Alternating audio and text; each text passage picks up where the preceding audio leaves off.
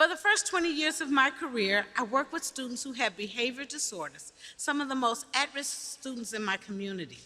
And currently, I work at our district's Infant Care Center, where my mission is to keep young parents in school and provide them with the support that they need. Like most ESPs, my role extends beyond the classroom and the school buildings.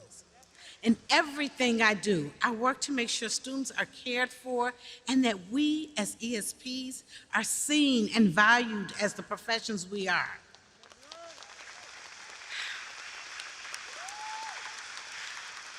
Now, I wouldn't be the educator I am today if it weren't for my best friend, my mom, Ella Ward. Today is a special day for many reasons. Not only do I have the opportunity to speak to all of you today, but today is my mom's birthday.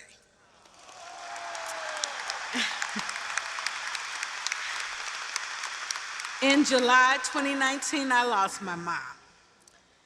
And this past March, when I was named NEA ESP of the Year, I saw the award as a blessing, as a sign that she was watching over me. Now, I come from a long line of strong, powerful women who love and care for others. My mom, who always rooted for the underdog, went above and beyond to help those in need. And like her, I go above and beyond to support my students and my colleagues. I always look for the good in everything and everyone. My mom was kind and giving, just like her mom, Odessa Thomas, who was the matriarch of our family. So service is in my DNA. Together, my mom, aunts, grandmothers taught me to be up to love, respect others, and to give 100%, or as close to it as I can manage. As paraeducators, custodians, secretaries, bus drivers, and other ESPs, we give our all. We give our all in service to our fellow educators, students, and our communities. And as we do that, we face many challenges, including a rise in staffing shortages driven by workload issues, exhaustion, and an overall lack of respect. This year, for the first time ever, NEA released an ESP earnings report, which revealed that ESPs are earning less than they did 10 years ago. In every state across our country, except for one, the average salary for ESPs is at least $10,000 below a basic living wage. In my local, the Union of Support Staff, most ESPs work 2 to 3 jobs to support their families and make ends meet. Now, this is something I'm all too familiar with. My youngest son is on the autism spectrum, and when he was in 6th grade, I realized that I had to be home to support him, so I had to quit my other jobs.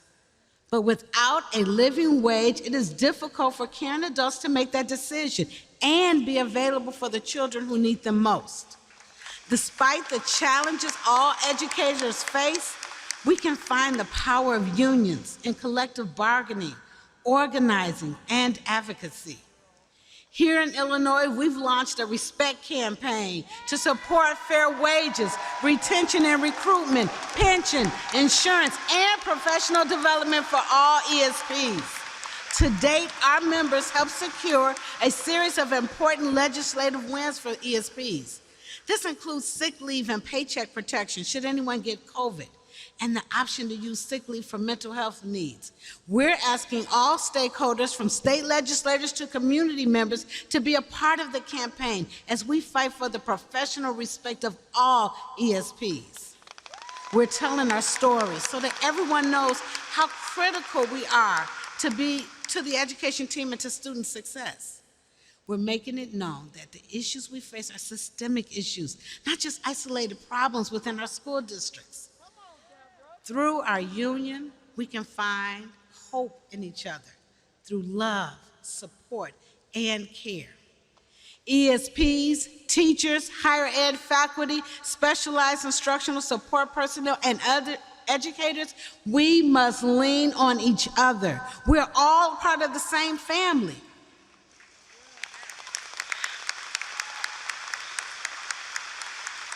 My grandmother always said, treat people like you want to be treated. I take those words with me when I care for my 2 sons, when I care for my students, when I care for their young parents, and when I care for my colleagues.